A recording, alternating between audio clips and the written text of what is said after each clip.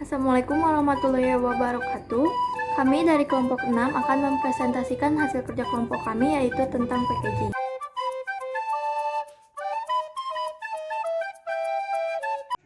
Assalamualaikum warahmatullahi wabarakatuh. Nama saya Citra Wayu Utami dengan NIM 091. Di sini saya akan menjelaskan tentang pengertian packaging. Di sini menurut Kotler dan Keller, pengemasan adalah kegiatan merancang dan memproduksi wadah atau bungkus sebagai sebuah produk. Pengemasan adalah aktivitas merancang dan memproduksi kemasan atau pembungkus untuk produk. Biasanya fungsi utama dari kemasan adalah untuk menjaga produk tersebut. Namun sekarang kemasan menjadi faktor yang cukup penting sebagai alat pemasaran. Bahas fungsi pengemasan menurut Shimamura. Fungsi pengemasan protektif berkenaan dengan proteksi produk, perbedaan iklim, prasarana transportasi dan saluran distribusi yang semua berimbas pada pengemasan. Yang kedua, fungsi promosional. Peran kemasan pada umumnya dibatasi pada perlindungan produk, namun kemasan juga digunakan sebagai sarana promosional. Dan di sini ada menurut Kotler, self-service. Kemasan semakin lebih banyak lagi dalam proses penjualan. Kemasan harus menarik, menyebutkan ciri-ciri produk, meyakinkan konsumen dan memberi kesan produk yang produk. Lalu ada consumer influence. Konsumen bersedia membayar lebih mahal, kemudahan, penampilan, ketergantungan dan prestis dari kemasan yang lebih. Company and brand image. Perusahaan mengenal baik kekuatan yang dikandung dari kemasan yang dirancang dengan cermat dalam mempercepat konsumen menjadi perusahaan atau merek produk. Lalu ada innovational opportunity. Cara kemasan yang inovatif akan bermanfaat bagi konsumen dan juga memberi keuntungan bagi produk. Lalu di sini ada fungsi pengemasan. Selain berfungsi sebagai media pemasaran, kemasan juga memiliki beberapa fungsi yang lain, yaitu sebagai berikut. Pertama adalah kemasan melindungi produk dalam pergerakan, lalu kemasan memberikan cara yang menarik untuk menarik perhatian kepada sebuah produk dan memperkuat citra produk. Assalamualaikum warahmatullahi wabarakatuh. Nama saya Aristria Wijatmoko dengan NIM 090. Di sini saya akan menjelaskan tujuan pengemasan menurut Low dan Kimber. Yang ke-1 ada physical production, yaitu melindungi objek dari suatu getaran, guncangan, tekanan, dan sebagainya. Yang kedua ada barrier protection, yaitu melindungi dari hambatan oksigen, uap air, debu, dan sebagainya. Yang ketiga ada containment or agglomeration, yaitu benda-benda kecil biasanya dikelompokkan bersama dalam satu paket untuk efisiensi transportasi dan penanganan. Yang keempat, information transmission, tentang cara menggunakan transportasi daur ulang atau membuang paket produk yang sering terdapat pada kemasan atau label. Yang kelima, reducing them, yaitu kemasan yang tidak dapat ditutup kembali atau akan rusak secara fisik, menunjukkan tanda-tanda pembukaan, sangat membantu dalam pencegahan pencurian. Paket juga termasuk memberikan kesempatan sebagai perangkat anti pencurian. Yang keenam, convenience, fitur yang menambah kenyamanan dan dalam distribusi penanganan, penjualan, tampilan, pembukaan, kembali penutup, penggunaan, dan digunakan kembali. Yang ketujuh ada marketing, yaitu kemasan dan label dapat digunakan oleh pemasar mendorong calon pembeli untuk membeli produk. Nama saya Misani Ekawati dengan NIM 078. Selanjutnya ada jenis-jenis kemasan. Jenis kemasan ini terbagi menjadi beberapa macam. Yang pertama berdasarkan struktur isinya, yaitu ada kemasan tersier, primer, dan sekunder. Yang pertama ada kemasan primer. Kemasan primer ini biasanya kemasan yang langsung digunakan untuk melindungi suatu bahan pangan seperti kaleng susu atau botol minuman. Selanjutnya ada kemasan sekunder. Kemasan sekunder ini digunakan untuk melindungi kemasan primer. Contohnya seperti karton untuk melindungi kaleng susu dan sebagainya.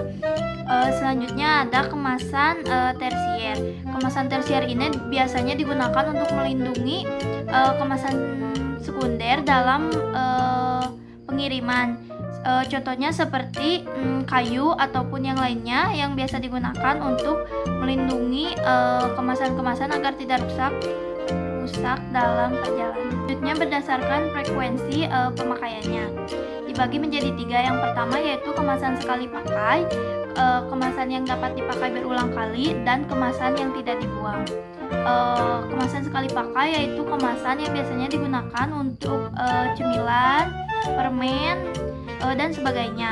Kemudian yang kedua yaitu kemasan yang bisa dipakai berulang kali seperti botol minum dan botol kecap.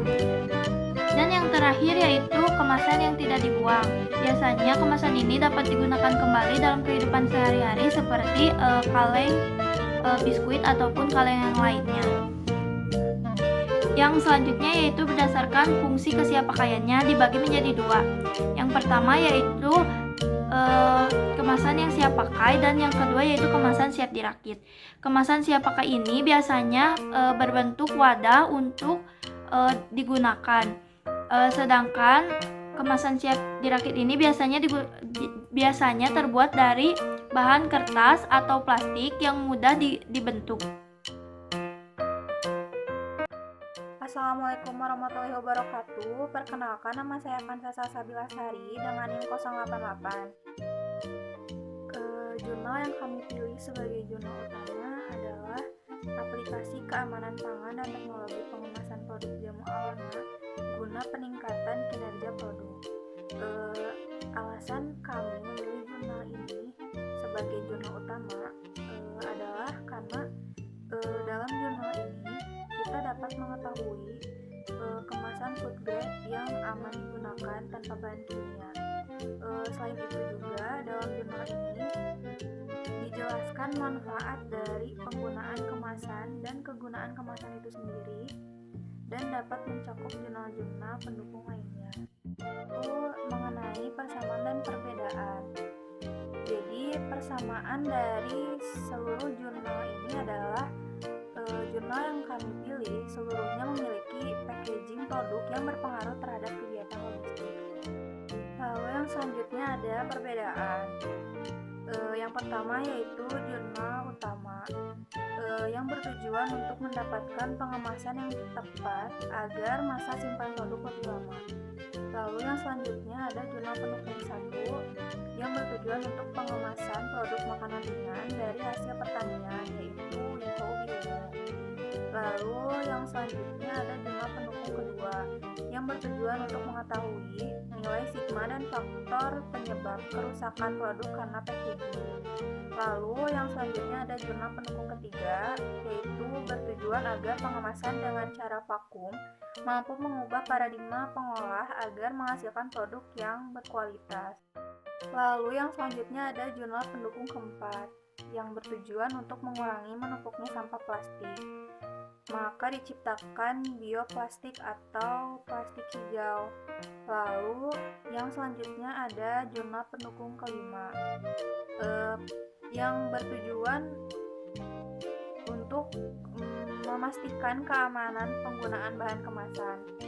Lalu yang selanjutnya ada jurnal pendukung keenam yang dilakukan untuk mengetahui struktur nanoselulosa sebagai komponen bahan berbagai kemasan. Lalu jurnal pendukung ketujuh bertujuan untuk mengetahui umur simpan pengemasan film pada hasil pertanian potongan. Lalu yang selanjutnya ada jurnal pendukung ke-8 yang dilakukan untuk menguji pengaruh keberlanjutan kemasan pada persepsi kualitas produk makanan. Selanjutnya adalah jurnal pendukung ke-9 yang dilakukan adalah untuk mengidentifikasi peran pengemasan dalam proses pembelian makanan.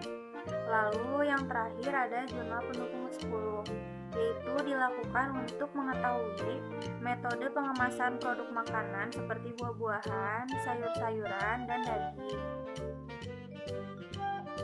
sini saya akan memaparkan kesimpulan dari kegiatan yang sudah kami lakukan. Dari 11 jurnal yang kami analisis, 1 jurnal utama dan 10 jurnal pendukung, kami dapat menyimpulkan bahwa packaging itu merupakan hal yang sangat penting bagi kelangsungan suatu produk.